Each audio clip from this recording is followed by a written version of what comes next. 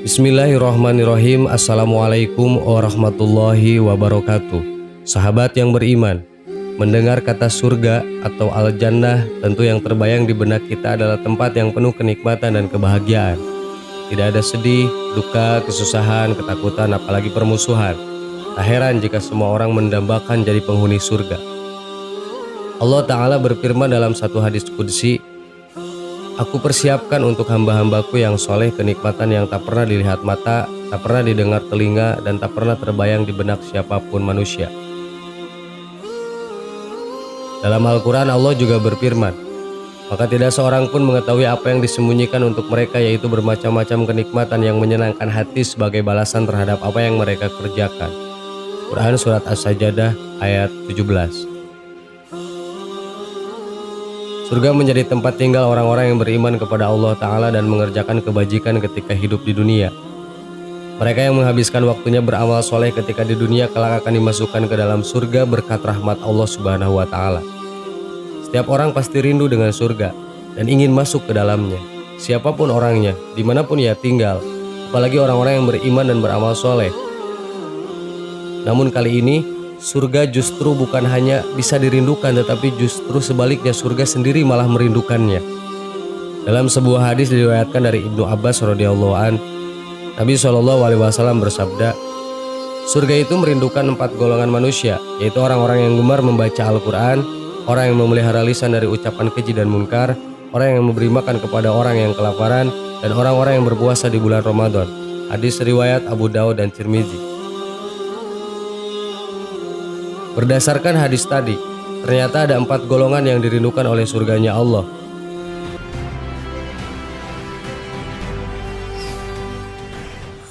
Satu, orang yang gemar membaca Al-Quran.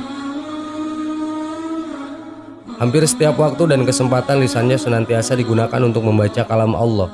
Selain dirindukan oleh surga, orang yang rajin membaca Al-Quran akan memperoleh ketenangan dalam hatinya.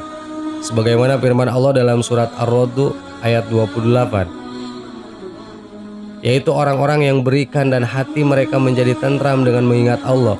Ingatlah, hanya dengan mengingat Allah hati akan menjadi tenang.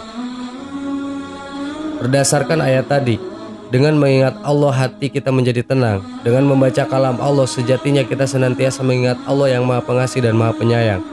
Perhatikanlah, di zaman sekarang banyak orang-orang yang mencari ketenangan di luar. Banyak mengunjungi tempat-tempat mewah dengan dalih agar hatinya lebih tenang, walaupun harus mengeluarkan banyak uang. Alih-alih hati tenang, justru masih bersedih karena itu bukan solusi terbaik. Padahal kalau kita ingin maknai lebih dalam, Al-Quran adalah obat hati bagi manusia agar hidup bahagia di dunia dan di akhirat. Hal ini terdapat dalam Quran Al-Isra ayat 82. Allah Subhanahu wa Ta'ala berfirman, "Dan kami turunkan Al-Quran sesuatu yang menjadi obat penawar dan rahmat bagi orang-orang yang beriman."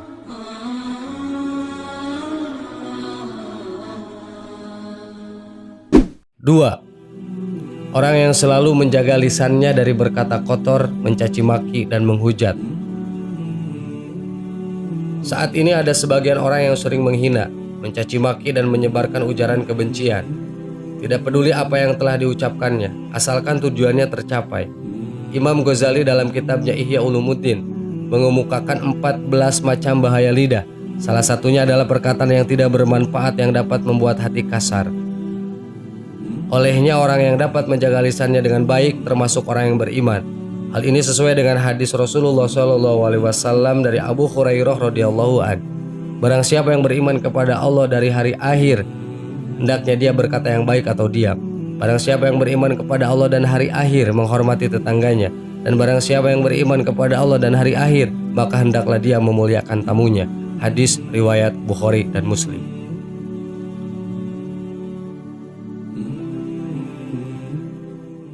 Tiga, orang yang memberi makan kepada orang yang kelaparan. Saat ini banyak orang yang membutuhkan bantuan, apalagi dalam kondisi mewabahnya pandemi COVID-19. Banyak saudara kita yang terkena dampaknya. Sudah seharusnya kita saling membantu. Mereka yang saat ini dalam kesusahan, ingatlah memberikan makan termasuk amal sosial yang mulia. Allah Subhanahu wa Ta'ala akan membalas kebaikannya yang kita lakukan. Rasulullah SAW bersabda, Siapapun mukmin yang memberikan makan mukmin yang kelaparan, pada hari kiamat nanti Allah akan memberinya makanan dari buah-buahan surga. Siapapun mukmin yang memberi minum mukmin yang kehausan, pada hari kiamat nanti Allah akan memberinya minum dari minuman surga. Siapapun mukmin yang memberikan pakaian mukmin lainnya supaya tidak telanjang, pada hari kiamat nanti Allah akan memberinya pakaian dari perhiasan surga. Hadis riwayat Tirmizi. 4. Orang yang berpuasa di bulan Ramadan. Bersyukurlah bagi mereka yang senantiasa melaksanakan puasa di bulan Ramadan. Kehadiran mereka dirindukan oleh surga. Bahkan Allah Subhanahu wa Ta'ala telah menyediakan pintu bagi orang yang melaksanakan ibadah puasa.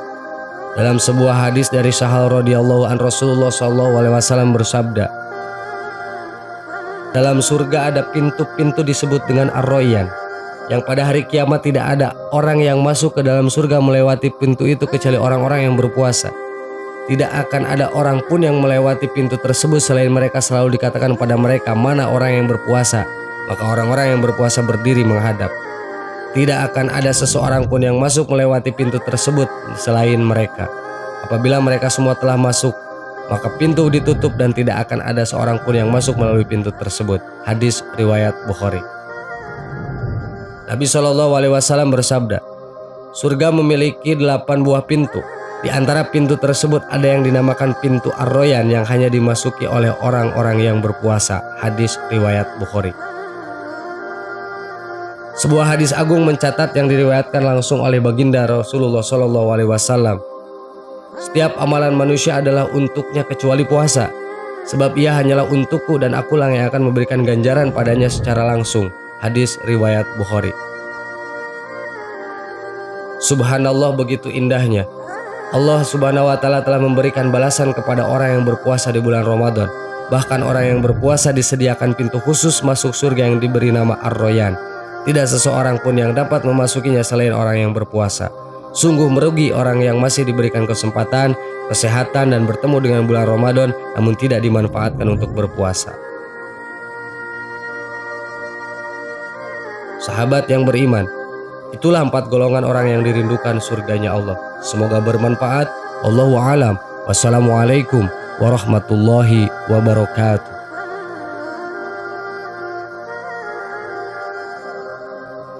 Bismillahirrahmanirrahim. Assalamualaikum warahmatullahi wabarakatuh.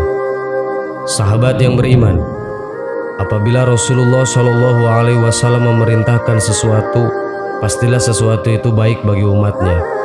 Sebaliknya, jika beliau melarang sesuatu, pastilah sesuatu itu buruk bagi umatnya. Namun seringkali manusia tidak mengindahkan petunjuk dan larangan yang telah digariskan beliau. Banyak perintah yang tidak ditaati dan banyak larangan yang dilanggar. Di antaranya 2 larangan berikut ini. Innama naihatu an sautaini ahmaqaini fa'ajiraini mijmarun inda ni'matin wasautoraatin inda musibatin. Sesungguhnya aku melarang 2 suara yang paling bodoh dan keji, yakni suara seruling ketika sedang mendapatkan nikmat dan suara tangis yang keras ketika mendapatkan musibah. Hadis riwayat Tirmizi dan Baihaqi. Suara seruling ketika sedang mendapatkan nikmat. Alangkah sering hal ini dilanggar oleh umat Islam, seakan-akan dianggap hal yang biasa dan boleh-boleh saja. Padahal sesungguhnya ini dilarang Rasulullah digelari dengan paling bodoh dan keji. Kita lihat saat keluarga muslim mendapatkan nikmat pernikahan. Walimah yang seharusnya menjadi wujud rasa syukur dan bentuk pengumuman kepada halayak bahwa si fulan dan si fulanah menikah, berubah menjadi ajang hiburan yang di dalamnya ada hal terlarang. Diputarnya musik-musik yang diiringi seruling merupakan hal yang sering terjadi di masyarakat kita saat walimah atau acara lainnya. Bahkan sebagian orang bukan hanya memutar musik melalui kaset, namun mengundang band atau elektron dan sejenisnya yang secara live menghadirkan suguhan musik termasuk seruling.